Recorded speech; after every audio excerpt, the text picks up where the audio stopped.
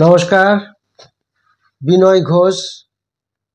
Welcome to my educational channel. গতকাল market দেখেছেন কিভাবে প্রথমে উপরে খুলল, তারপরে বেশ অনেকটা উপরে গেল, কিছুক্ষণ রাখলো, তারপর নিফটি ধীরে ধীরে পড়তে থাকলো। লাস্টে 172 পয়েন্ট মাইনাসে ক্লোজিং দিল।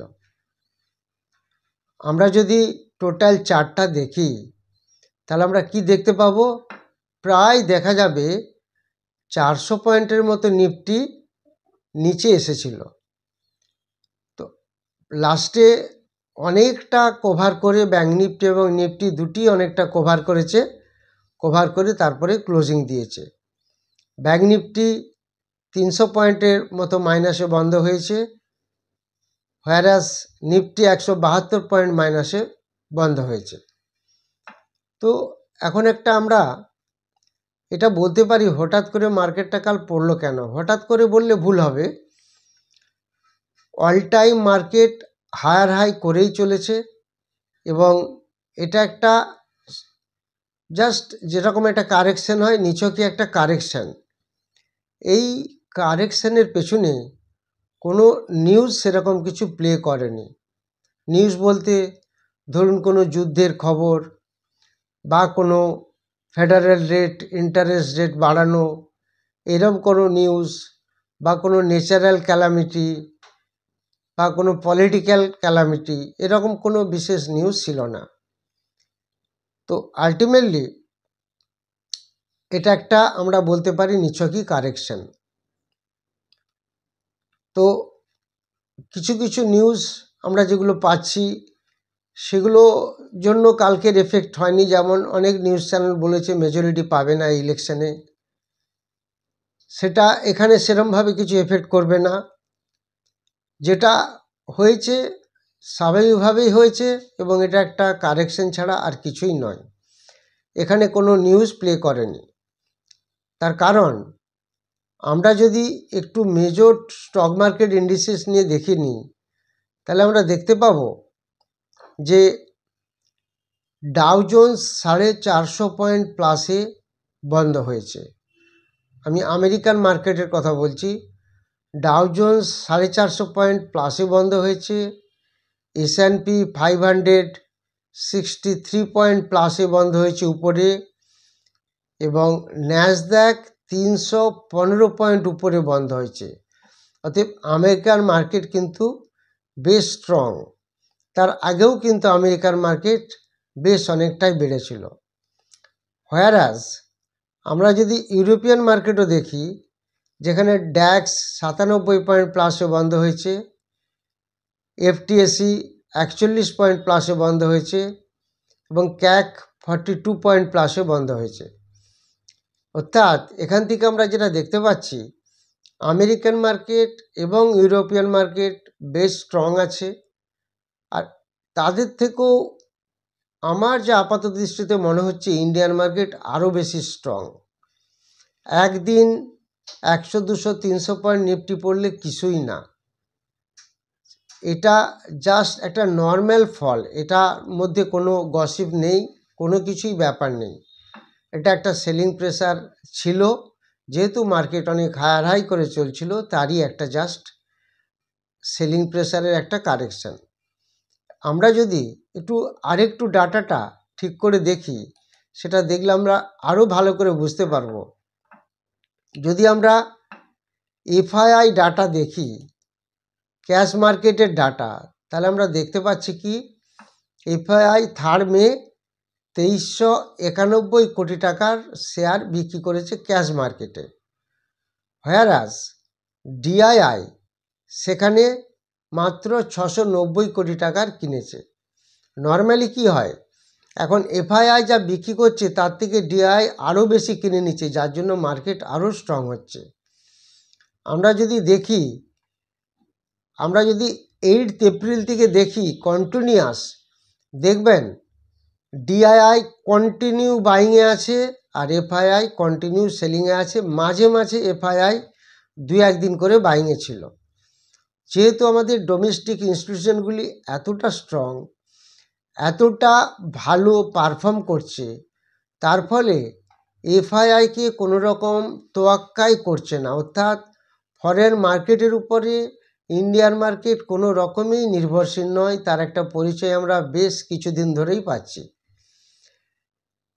আবার যদি ডেরিভেটিভস মার্কেটটা দেখি, সেখানে কিন্তু দেখা যাচ্ছে অপশন মার্কেটে এফআইআই 3rd মেতে 4,309 কোটি টাকা সেল করেছে। 2nd মেতে একটা অ্যাব্রাপ্ট, একটা ট্রিমেন্ডাস সেলিং প্রেসার ছিল, 22,000 কোটি টাকা 2nd মেতে বিক্রি করেছে অপশন মার্কেটে এফআইআই। আর তার আগের দিন 30শে এপ্রিল কিন্তু প্রচুর বাইং ছিল এফআইআইয়ের অপশন মার্কেটে 62,000 কোটি টাকা। তাহলে আমরা যদি 2nd মেতে দেখি এবং 3rd মেতে দেখি, দুদিনই একটা মিডিয়াম সেলিং প্রেসার ছিল। আবার ফিউচার মার্কেট যদি দেখি এফআইআই কিন্তু 3rd মেতে অর্থাৎ গতকাল 4,419 কোটি টাকার সেলিং করেছে, নেট সেল। এটা আমি বলছি ফিউচার মার্কেটে।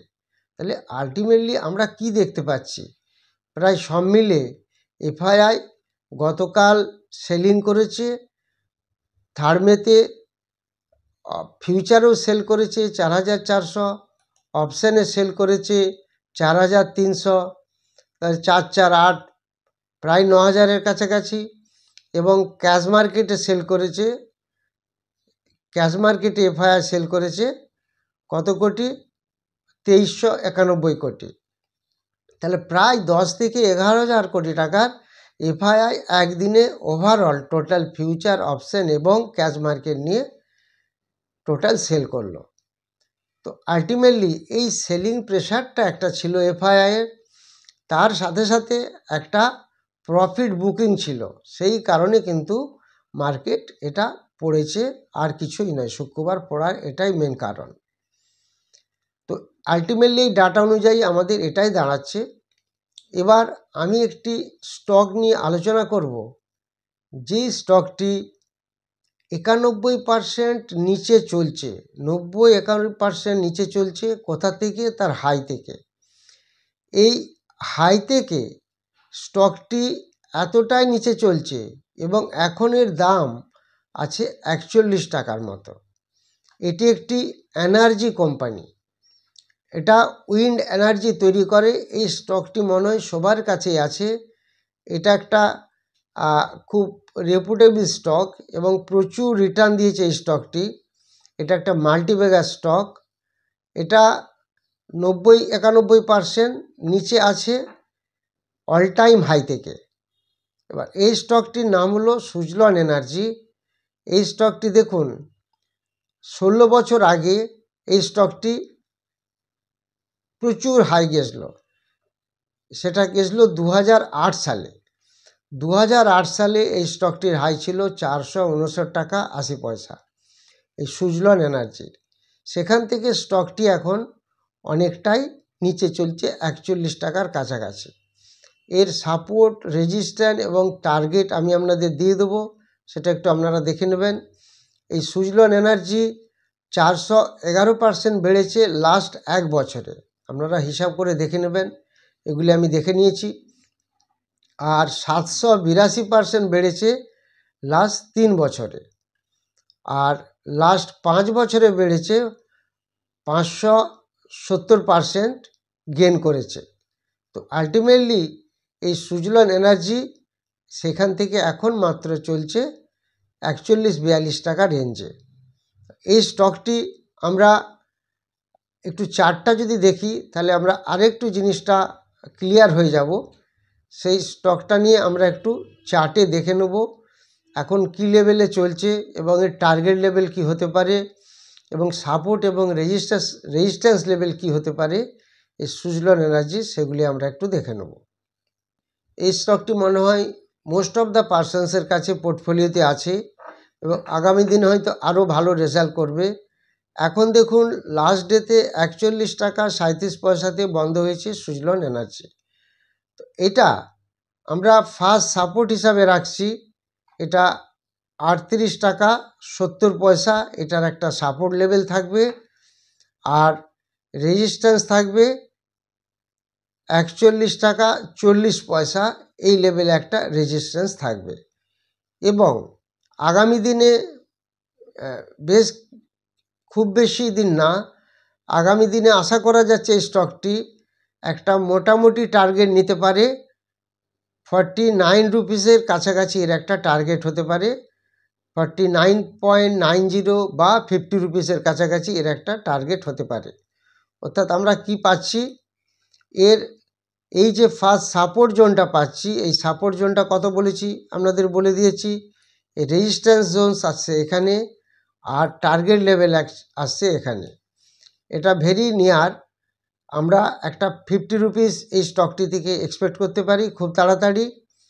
আর এই রেজিস্ট্যান্স জোনসটা এখানে থাকছে, আর সাপোর্ট জোনটা এই লেভেলে থাকবে। এই সুজলন এনার্জির টার্গেট আমি আপনাদের বলে দিলাম, খুব তাড়াতাড়ি এই টার্গেটে পৌঁছাবে। এবার এই স্টকটি মোটামুটিভাবে সাপোর্ট রেজিস্ট্যান্স বলে দিয়েছি, 38.70 কাছাকাছি সাপোর্ট, আর রেজিস্ট্যান্স লেভেল হলো 44 টাকা। রেজিস্ট্যান্স লেভেল হচ্ছে 41.40 কাছাকাছি। এই জন্যে এই সুজলন এনার্জির দিকে আপনারা নজর রাখুন, ভেরি ইমিডিয়েট একটা ভালো এফেক্ট দিতে পারে। যারা অনলাইন এবং অফলাইন ব্যাচে ক্লাস করতে চান, 12ই মে রবিবার সকাল 10টায় একটি ব্যাচ চালু হচ্ছে, নতুন ব্যাচ। এবং 9th মে বৃহস্পতিবার রাত্রিবেলা 8টা থেকে 10টা একটি অনলাইন ব্যাচ চালু হচ্ছে। আর 2nd জুন রবিবার সকাল দুপুরবেলা 1টা থেকে দুপুরবেলা 2টো থেকে 5টা অবধি আরেকটি ব্যাচ নতুন চালু হবে 2nd জুন 2টো থেকে 5টা। যারা এই ক্লাসগুলিতে ইন্টারেস্টেড তারা যোগাযোগ করবেন, ফোন নাম্বার দেওয়া আছে। যারা এই চ্যানেলটি নতুন দেখছেন তারা সাবস্ক্রাইব করবেন, লাইক করবেন এবং প্রত্যেকের মধ্যে শেয়ার করবেন। Thank you very much.